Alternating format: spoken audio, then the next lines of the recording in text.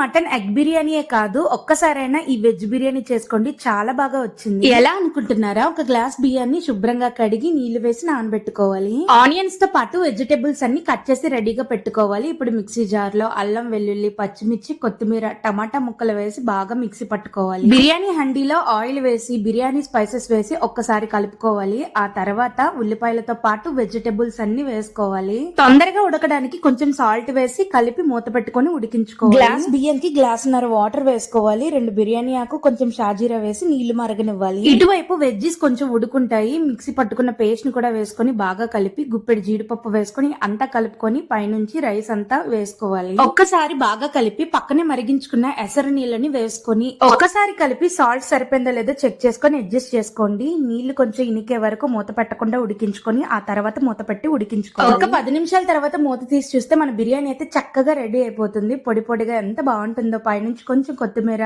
కొంచెం నెయ్యి వేసుకొని కలిపేసుకోవాలి. టేస్ట్ అయితే నెక్స్ట్ అంటే నెక్స్ట్ లెవెల్. అసలు ఖచ్చితంగా ట్రై చేయండి. నచ్చితే ఒక లైక్ ఇచ్చి షేర్ చేయండి.